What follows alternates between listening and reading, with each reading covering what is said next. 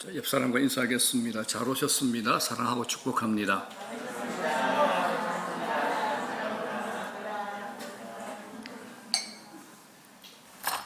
오늘 맥주 감사주일인데 오늘 주제는 저희가 하는 일, 저희 직업과 영성에 대해서 한번 말씀을 나누고자 합니다. 수도원에 간 CEO라는 책이 있습니다. CEO가 뭐냐 하면 이제 기업 경영인들, 기업 회사 대표를 얘기합니다. 이 책에는 이제 30년 넘게 기업을 경영한 어거투스 트랙이라는 대표가 회사를 경영하면서 1년에 몇 주씩 이제 맵킨이라는 수도원에 들어가 지나는 그런 이야기를 기록해 놨습니다. 기업은 이익 창출을 목표로 하잖아요. 이익 창출을 목표로 하는 대기업의 대표가 신앙심과 경건함으로 살아가는 수도원과 어떤 관계가 있길래 수도원에 간 CEO란 책을 쓰게 된 걸까 궁금하죠. 이 내용을 보면 이런 게 나옵니다. 이 수도원 안에는 주로 70세가 넘은 20명의 수도사들이 거주하며 영성 수련을 합니다.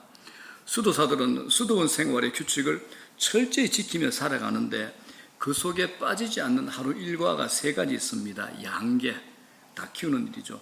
버섯 기르기, 그리고 넓은 수도원을 청소하며 관리하는 일입니다. 그런데 그곳에서 생산되는 달걀이 출하되는 날이면 사람들이 그걸 사려고 줄을 서는데 자그마치 2-3km 정도 줄을 서는 일이 벌어진답니다. 달걀의 질이 워낙 좋아가지고 아주 먼 곳에 제빵 제과업자들까지 그 달걀을 사려고 하기 때문입니다. 이걸 본 미국의 유명한 일간지 USA Today 이렇게 얘기합니다. 경영의 ABC도 모르는 노인 수도사들이 어떻게 그렇게 최고의 품질을 만들어내는지 질문을 던졌습니다. 그래서 그들이 분석한 결론이 뭐냐? 수도사들의 경건함이었습니다. 경건함. 닭을 치고 버섯을 기르는 일을 하나님께 예배드리는 거룩한 일처럼 하는 것이 핵심이라는 분석이었습니다.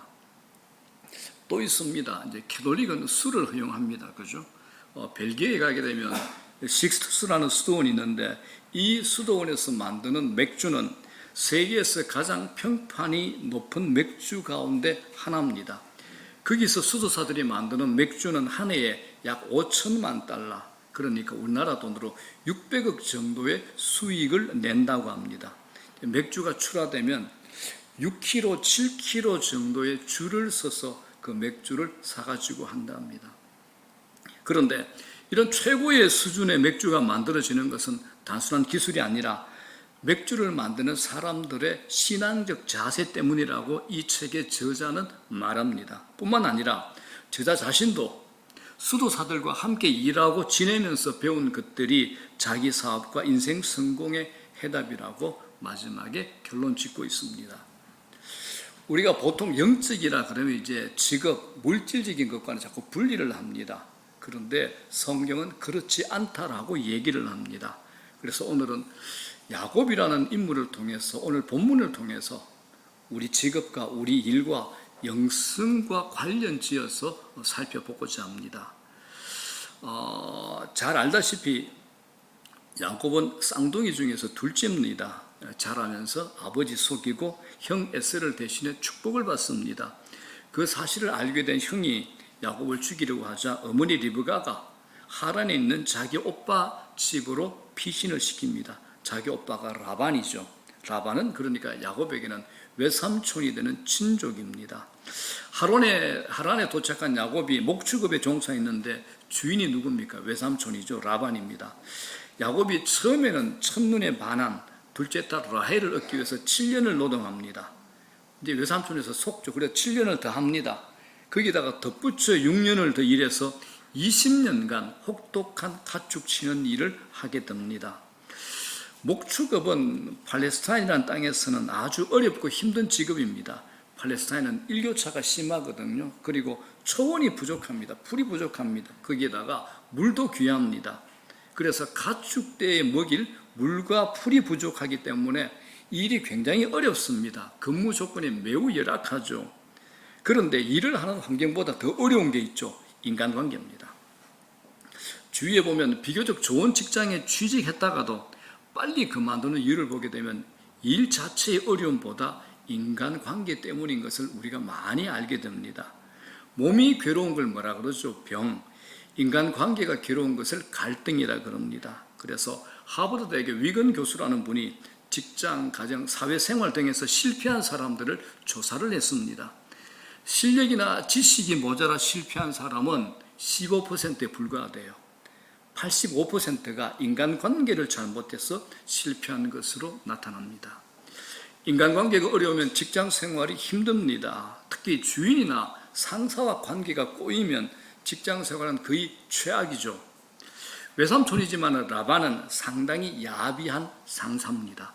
야곱은 사위입니다. 그런데 이 사위를 종처럼 부리고 이익에 눈이 어두운 악덕 고용주가 라반입니다. 야곱은 노동 착취, 저임금에 시달립니다. 수탁의 계약도 파기당합니다. 내일이 보이지 않죠. 야곱은 간교함의 선수입니다. 그런데 외삼촌 라반은 간교함의 고수입니다. 그래서 야곱은 지난날 자기가 아버지와 형을 속인 대가를 톡톡히 치르게 됩니다. 이래서 우리 인생 참 알 수 없는 것입니다. 라반은 직장인이 가장 싫어하는 상사의 유형에 들만한 사람입니다. 야곱의 품삯 조카잖아요. 그리고 또 사위가 되기도 하거든요. 이 품삯을 10번이나 바꿉니다. 교묘하게 야곱을 이용합니다. 자, 그런데 이런 환경에서 야곱이 어떻게 반응했느냐가 우리의 초점을 맞추게 합니다. 자, 29절 보게 되면 야곱은 자기가 이렇게 일했다라고 얘기합니다. 다 같이 시작.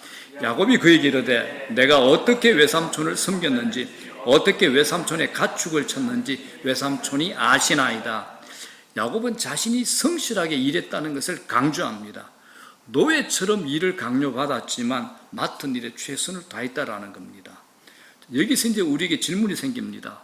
야곱이 당한 악독한 속임수, 관계, 갈등, 처절한 외로움, 이런 환경에서 어떻게 야곱이 성실할 수 있었는가라는 질문이 우리에게 던져집니다.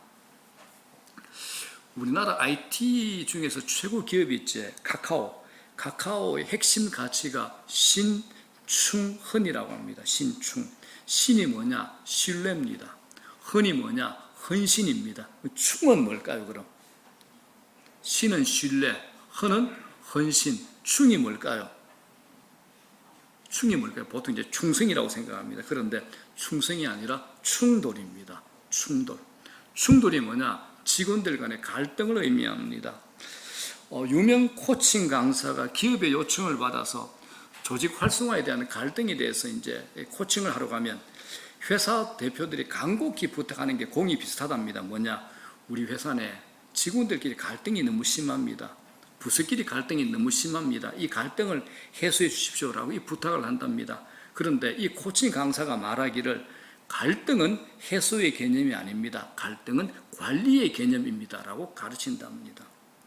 어느 조직이든 갈등이 없을 순 없습니다. 대신에 그 갈등이 어떤 기능으로 작동하게끔 하느냐, 이게 중요한 것이 됩니다. 그래서 이 카카오도 갈등으로 인한 충돌을 상호간의 신뢰라는 가치의 바탕을 두고 갈등을 역기능이 아니라 순기능으로 만들어 나간다라는 겁니다.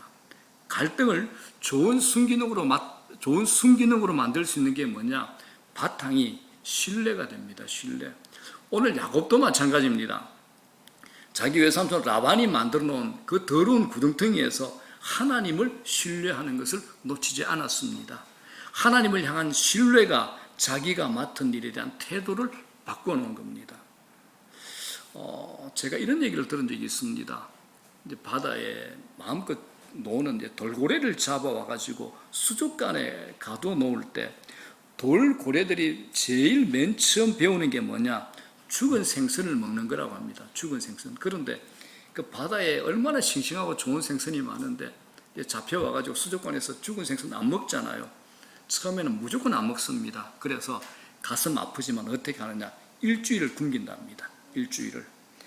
그러면 그동안 바다에서 먹은 살아있는 생선에 대한 그 익숙한 입맛을 바꾸어 놓는 거죠. 여러분, 우리도 하나님에 대한 신뢰가 희미해지면 죽은 생선에 길들여지는 그런 입맛으로 바뀝니다. 우리 신앙의 제일 중요한 게 뭐냐? 내가 믿고 있는 하나님에 대한 신뢰입니다. 신뢰. 노동은 우리 삶에서 매우 중요한 주제가 됩니다. 우리는 일평생 일을 하지만 직업은 단순히 돈을 버는 것을 넘어선다는 의미가 있습니다. 왜냐? 하나님께서 일터 속으로 우리를 이끄시고 그곳에서 우리를 훈련시킨다는 겁니다. 그렇기 때문에 우리가 어떤 일을 할 때 그 일 자체보다 그 일을 대하는 우리의 태도가 매우 중요합니다. 그 태도에 따라서 우리 삶이 완전히 달라지는 겁니다. 오늘 본문이 그걸 얘기하고 있습니다. 남이 볼 때 좋은 직장을 가지고 있어도 그 일을 대하는 태도가 잘못되어 있으면 불행해합니다. 그런데 별것 아닌 일을 하는데도 행복해하고 최선을 다하며 자기 삶을 만들어가는 사람들도 있습니다. 결국 태도인데 그 태도를 결정하는 것이 뭐냐? 하나님과의 관계입니다. 그래서 사도 바울이 골로새서 3장에서 이렇게 얘기를 합니다. 시작. 종들아, 모든 일에 육신의 상전들에게 순종하되 사람을 기쁘게 하는 자와 같이 눈가림만 하지 말고 오직 주를 두려워하여 성실한 마음으로 하라. 무슨 일을 하든지 마음을 다하여 주께 하듯 하고 사람에게 하듯 하지 말라. 무슨 일이든지 누구에게 하듯 하라고요? 주께 하듯이 하라는 겁니다. 자, 바울의 시대에는 종과 노예는 사람 취급을 받지 못하는 상품입니다.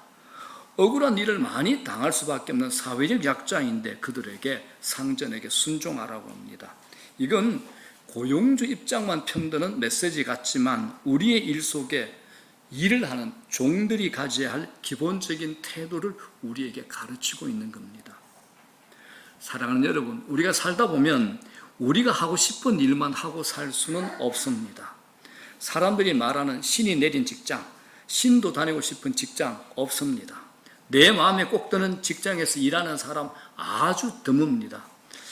몇 년 전에 한국 직장인들의 만족도를 조사한 게 있는데 그 점수가 55점이었습니다. 이건 평균이고 연령에 따라서는 또 다릅니다. 많은 사람들이 자기가 원하지 않은 직업, 다니고 싶지 않은 직장 생활을 하고 있는 겁니다. 처자식만 먹여 살릴 수 있다면 당장 때려치우고 싶은 사람 내 주위에도 너무 많습니다. 저희들 때만 하더라도 회사 간부들끼리 모이면 대부분이 호주머니에 뭘 넣고 다닐까요? 사표를 넣고 다녔습니다. 오래전 얘기입니다만 제가 다녔던 회사에서 부서장 회의를 하는데 회사 대표께서 부서장들에게 우리 산이나 갔다 오자. 그래서 걷기 훈련 한번 하자. 이렇게 명령 비슷한 제안을 했는데 그때 대표에서 사장 바로 옆에 있던 인사부장이 사장님, 저희들은 회사 출근하는 것이 걷기 훈련입니다. 이렇게 했다가 회의 참석한 우리는 빵 터졌는데 인사부장은 그 자리에서 사장에게 10분 동안 무지막지하게 깨진 적도 있었습니다. 여러분, 성경 속의 인물들도 자기가 원했던 직업을 갖지 않았습니다. 모세 보십시오. 처음에는 화려하게 왕궁 속에 살았지만 동족을 도우려다가 졸지에 미디안 광야를 떠돌며 양치는 일을 하게 됩니다. 그러나 광야에서 목동으로 일하는 것이 모세의 삶의 종착지는 아니었습니다. 40년 동안 단련이 되는 과정을 통과하면서 하나님이 모세를 빚으시고 이스라엘 리더로 출애굽을 맡기신 겁니다. 자, 한번 상상해 볼까요? 왕궁의 왕자로 있다가 미디안 광야로 나왔을 때 성경에는 나와 있지 않지만 모세의 마음이 어땠을까요? 아마 미칠 것 같았을 겁니다. 머리 쥐들고 미칠 것 같았을 겁니다. 그런데 모세는 그 열악한 광야에서 가축 치는 일들을 성실하게 해냅니다. 자, 요셉은 어떻습니까? 그 첫 직장이 어디입니까? 애굽 경호대장 보디발 집의 노예입니다. 바로의 꿈을 해석하기까지 부당한 일 많이 당합니다. 억울한 일 정말 많이 당합니다. 아슬아슬한 대우를 받는 인생이 요셉의 인생이었습니다. 그렇지만 요셉은 버텨내야만 했습니다. 요셉이 얼마나 답답했을까요? 이유를 알지 못하는 계속되는 고통 속에서 요셉은 시간을 보냅니다. 이때 우리가 할 수 있는 일 하나밖에 없습니다. 뭘까요? 인내입니다. 인내입니다. 인내는 그러므로 우리 인생의 필수 전공 과목입니다. 인내는 우리 인생의 필수 전공 이수 과목이 됩니다. 인내는 누가 대신해 주지도 않고 단축시킬 방법이 없습니다. 인내해야 할 시간에 할 일은 인내밖에 없습니다. 그런데 인내를 가지면 가질수록, 인내를 가지면 가질수록 우리 인생이 단단해집니다. 성경을 보면 하나님은 반드시 인내라는 과정을 통과시킨 다음에 그 사람을 들어 사용하십니다. 그래서 기독교에서는 버트넴의 영성이라는 세상에 이해할 수 없는 아름다운 말이 있습니다. 버트넴의 영성입니다. 상황은 우리가 원하는 대로 되지 않을 겁니다.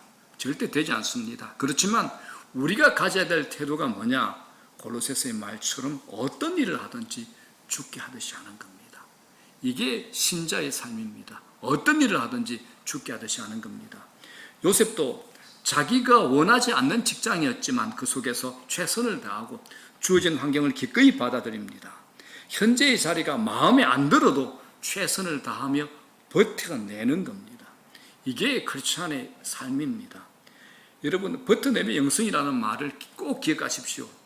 우리가 일을 하다가 힘들다고 그만두면 그 속에서 도우시는 하나님의 손길을 거부하는 것이 됩니다.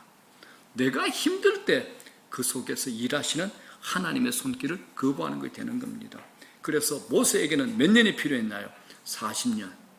요셉은 몇 년요? 13년. 야곱은 몇 년이 필요했나요? 20년이 필요한 겁니다. 하나님이 나를 그 속에 넣으실 때 여러분 버티셔야 됩니다. 버텨내셔야 되는 겁니다. 왜냐? 그곳에는 나만 홀로 있는 것이 아니라 하나님이 함께 일하고 계시고 하나님이 그곳에서 나를 통하여 하실 일이 있기 때문입니다. 오늘 모세와 요셉과 야곱을 통해서 하나님이 그것을 우리에게 말씀하고 있습니다. 내 뜻대로 돌아가지 않을 때 그 자리에서 자신의 역할 잘하는 것 굉장히 중요합니다. 이게 모든 일을 죽게 하듯이 하는 거죠. 하나님은 일터에서 그 야비한, 그 간교한 야곱을 훈련시키는 겁니다. 그래서 야곱 자신보다 더 교활하고 속임수의 고수인 외삼촌 라반을 옆에 딱 붙여서 야곱을 다루시는 거죠. 야곱은 자기가 자기 아버지와 형에게 했던 것보다 몇 배 더 많이 속임을 당하죠. 속도 끓었을 겁니다. 왜 이런 고생하는지 이해할 수 없었을 겁니다. 그러나 세월이 흐르면서 라반의 모습 속에서 자신의 모습을 발견하게 되는 겁니다. 내가 원하지 않는 곳에서 좋아하지 않는 사람과 함께하게 하실 때 나는 받아들이기 힘들지만 그건 이유가 있는 겁니다. 나는 그만두고 싶고 포기해버리고 싶지만 하나님은 우리를 그 안으로 집어넣으셔서 어떤 일을 하고 계신다라는 겁니다. 그러므로 여러분, 직장은 단순히 일만 하는 곳이 아닙니다. 그곳에서 내가 다른 사람을 만나고 많은 사건을 겪으면서 내가 누구인지를 발견하게 하시는 겁니다. 나를 찾아가는 작업이 바로 직장에서 이루어집니다. 그리고 까다롭고 어려운 일들, 내가 한 만큼 대우를 받지 못하는 환경에서 내가 어떻게 반응하느냐에 따라서 하나님을 만나고 경험하게 됩니다. 영적으로 성장하게 되는 거죠. 하나님은 우리의 일터를 옮겨주기도 합니다. 그러나 때로는 원하지 않는 환경, 일터로 몰아넣으실 때가 있습니다.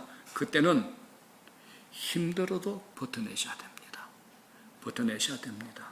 야곱은 20년이잖아요. 이 긴 시간을 장인이지만 악덕 고용주잖아요. 악덕 고용주 밑에서 그리고 외로운 지방 하란에서 보내는 것 그냥 흘러간 시간이 아니었습니다. 사랑하는 여러분, 우리에게 맡기는 일 생존 의미 이상이 있습니다.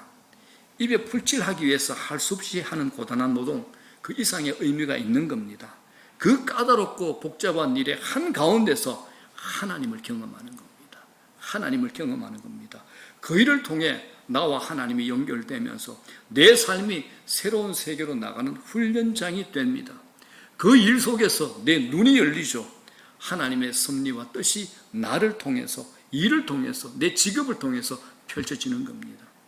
하나님이 나를 사용하시기 위한 도구로 내 직장, 수많은 사람들, 수많은 일들을 사용하시는 것을 발견하게 되면 내가 일하는 것, 의미 없는 시간, 의미 없는 노동 하나도 없습니다.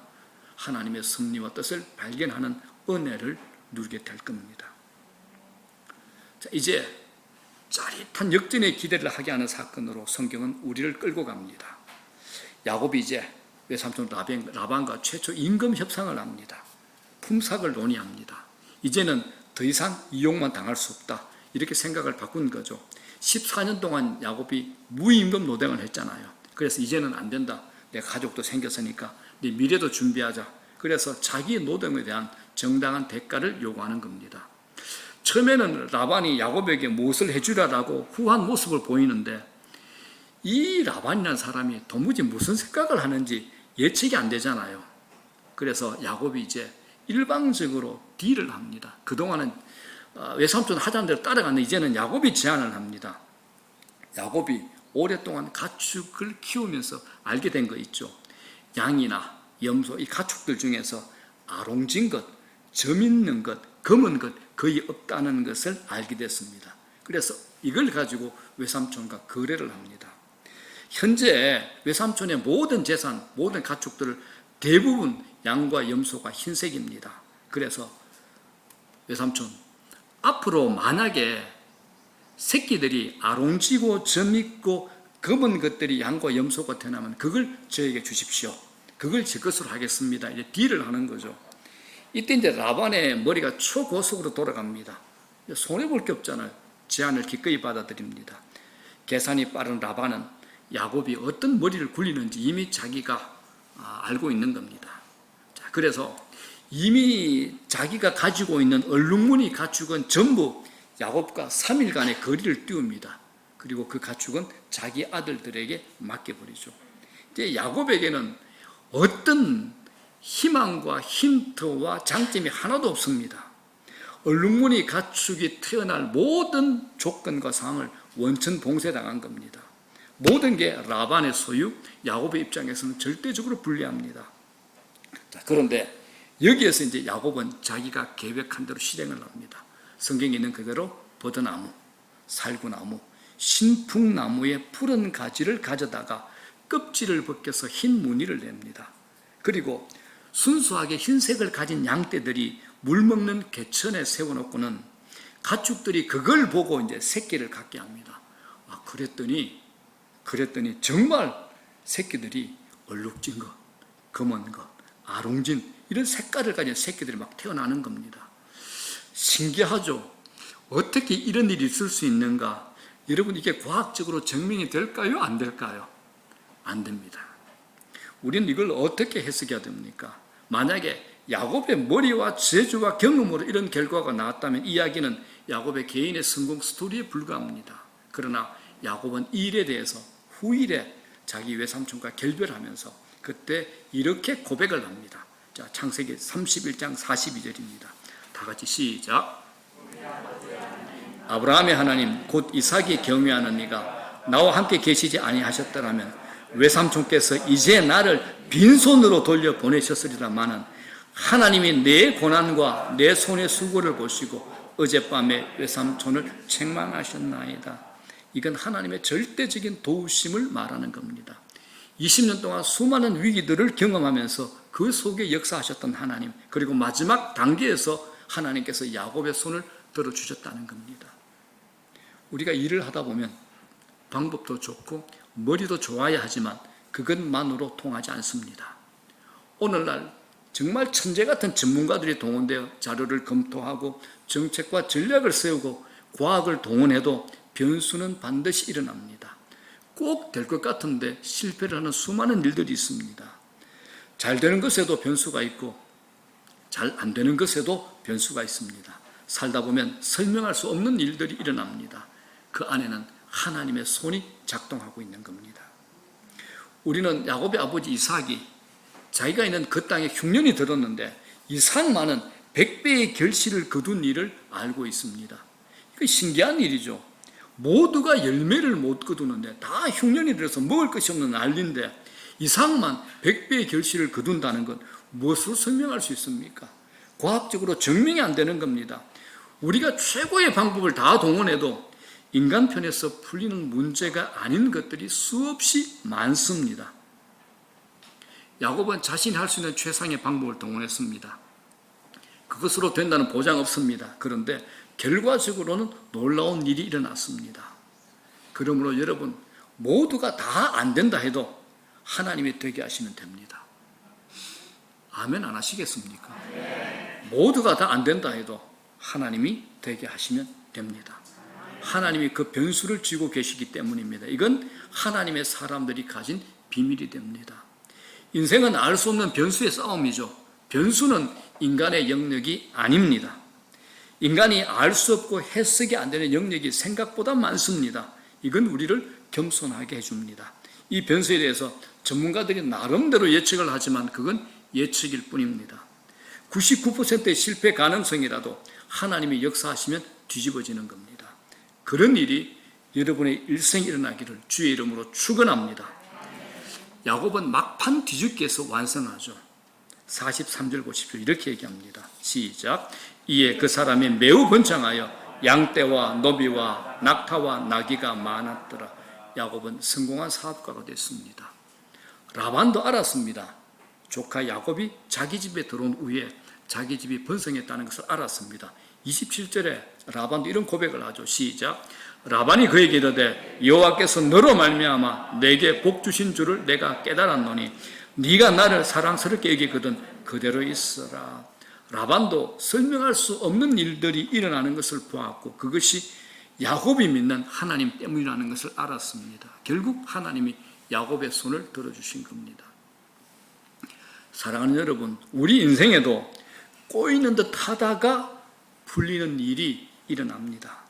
창세기 39장을 보게 되면 요셉도 분명히 꼬이고 또 꼬였는데 나중에는 풀립니다. 요셉 때문에 보디발의 집이 복을 받았고 그것을 주인이 알았다라고 성경은 증명합니다. 그러므로 사랑하는 여러분, 여러분의 직장과 사업에도 여러분 때문에 그곳이 복을 받고 주변 사람들이 그것을 인정하는 일들이 있기를 주의 이름으로 축복합니다. 우리는 여기에서 전적으로 하나님의 도우심을 볼 수 있습니다. 씨 뿌린다고 다 거두는 것은 아닙니다. 결과는 하나님의 손에 달려 있습니다. 지금 야곱에게 일어나는 것은 예상 외의 일입니다. 야곱의 삶이 기울어진 것 같은데 그 끝에 하나님이 관여하고 계신 겁니다. 야곱은 기울어진 운동장에서 불리한 상황에 있는 것 틀림없었지만 하나님의 능력의 오른손이 그를 붙들어서 번쩍 들어 축복의 산으로 옮겨놓은 겁니다. 우리가 성경을 읽으며 만나는 것 있죠. 과정은 복잡하고 우여곡절이 많지만 그 끝은 하나님이 관여하신다는 겁니다. 우리가 좋아하는 로마서 8장 28절 합력하여 선을 이루신다. 이 말은 마지막 결론, 우리 인생의 마지막 결론, 하나님께서 선을 이루도록 하신다는 겁니다. 여러분 하시는 일 중간중간에 이런 고백이 있고 이걸 볼 줄 아셔야 됩니다. 하나님께서 내가 하는 일 합력하여 선을 이루고 계시는구나. 이것들을 경험하셔야 됩니다. 야곱은 열악한 근무 조건, 비열한 고용주를 만나 외로운 객지에서 미래가 보이지 않는 삶을 살았습니다. 그러나 그는 혼자가 아니었습니다. 베델에서 돌베개를 베고 잘 때 찾아오신 하나님, 이런 말씀하셨죠. 오늘 우리 대표 기도 중에서 이 기도 하셨는데 시작. 내가 너와 함께 있어 네가 어디로 가든지 너를 지키며 너를 이끌어 이 땅으로 돌아오게 할 것이다 하셨고 그 약속을 하나님께서 지키신 겁니다. 그래서 야곱이 이런 고백하죠. 아버지의 하나님, 아브라함의 하나님, 곧 이삭에 경외하는 이가 나와 함께 계셨다라고 야곱이 고백하는 겁니다. 우리 인생 결론 누구에게도 달려있는 것 아니에요. 하나님의 손에 달려있다라는 고백입니다. 사랑하는 여러분, 우리 인생 결론 하나님의 몫이 됩니다. 이건 우리가 이 세상을 당당하게 살아가야 될 이유이기도 합니다. 야곱의 생애는 늘 하나님의 손이 작동하고 있었습니다. 그러므로 여러분, 우리 다 일하잖아요. 우리 일터는 신앙의 중요한 훈련장입니다. 잊지 마십시오. 내가 일하는 것, 내 끼니를 때우는 것, 내 미래를 보장받는 것 이상입니다. 내 일터, 내 직업은 신앙의 중요한 훈련장입니다. 치열한 노동 현장에서 우리만 일하는 것이 아니고 하나님도 함께 일하고 계십니다. 예배당 안에서만 하나님 임재하시는 것 아닙니다. 땀과 갈등과 초조함이 엉킨 일터에서도 하나님이 임재하시고 하나님이 함께 하시고 열심히 일하고 계십니다. 그래서 우리를 우리답게 하시고 그 속에서 하나님이 선을 이루어 가십니다. 그러므로 우리가 단순히 성공과 실패가 아니라 성공과 출세가 아니라 그 일터 속에서 수많은 사건과 만남을 통해서 내가 누구인가를 확인하고 하나님을 알아가고 하나님의 뜻을 위해서 우리 삶을 바칠 수 있는 인생으로 하나님이 우리를 끌어가시는 겁니다. 그래서 일터는 단순히 먹고 사는 것을 해결하는 곳이 아니라 하나님의 부르심의 자리, 소명을 완성해가는 승리의 자리가 바로 우리 일터입니다. 굉장히 중요합니다. 그렇기 때문에 여러분, 내 삶에 내가 원하지 않는 일들이 닥쳐도 너무 그 일에 얽매여서 포기하거나 절망하지 말고 하나님이 이끄시는 큰 그림을 보면서 요셉처럼요, 야곱처럼 말입니다, 모세처럼 말입니다, 나를 나답게 만들어 가시는 하나님의 손길을 온전히 받아들이는 은혜가 있기를 주의 이름으로 축원합니다. 요셉은 13년 세월 동안 어린 나이에 고군분투하잖아요. 그런데 어린 시절에 본 꿈이 있었습니다. 그건 뭡니까? 큰 그림입니다. 그게 당장에 보이지 않습니다. 현실에는 빡빡하죠. 숨 막힐 듯한 긴장의 시간을 통과하잖아요. 그래서 여러분, 신자라면, 적어도 화미교회 교인이라면 큰 그림, 하나님이 주시는 인생의 소명적 큰 그림을 여러분들은 반드시 다 가지고 계셔야 됩니다. 하나님이 주시는 소명적 큰 그림 말입니다. 그렇지 않으면 누가 이런 얘기하면 거기에 귀가 솔깃해요. 누가 이런 얘기하면 거기에 힐끔거려. 이곳저곳 기울이며 자기 인생 못 살게 됩니다. 나중에 말 못할 후회와 한을 가지고 내가 왜 이렇게 인생 살았나 라면서 말년을 맞이하게 됩니다. 우리 인생 퍼즐이죠. 퍼즐과 비슷합니다. 그런데 자기 인생 퍼즐의 전체를 보지 못하고 한 조각만 보게 되면 어떻게 될까요? 그 사람 인생 너무 힘듭니다. 퍼즐이 뭡니까? 전체를 보셔야 됩니다. 우리 인생 퍼즐입니다. 전체 보셔야 됩니다. 한 조각 보시면 절대 안 됩니다. 결국 신앙생활이 뭐냐? 큰 그림 보는 겁니다. 그런데 그 큰 그림 하나님이 보여주셔야 볼 수 있습니다. 사랑하는 여러분, 일터입니다. 직업입니다. 수업 잘 받으시기 바랍니다. 수업 잘 받으시기 바랍니다. 그 끝은 하나님의 손에 있습니다. 절망 속에서도 우리 끝입니다. 그렇기 때문에 일터 속에서 하나님 알아가고 신앙이 깊어지고 노동을 통해서 더 크고 놀라운 하나님의 뜻을 발견하고 승리를 이루는 도구가 된다면 우리는 반드시 실패할 수 없는 인생이 될 줄로 믿습니다. 그러므로 무슨 일이든지 죽게 하시듯 하셔야 됩니다. 무슨 일이든지 죽게 하시듯 하셔야 됩니다. 일상에서 포기하지 않고 최선을 다한다면 하나님이 하나님의 일을 행하실 줄로 믿습니다.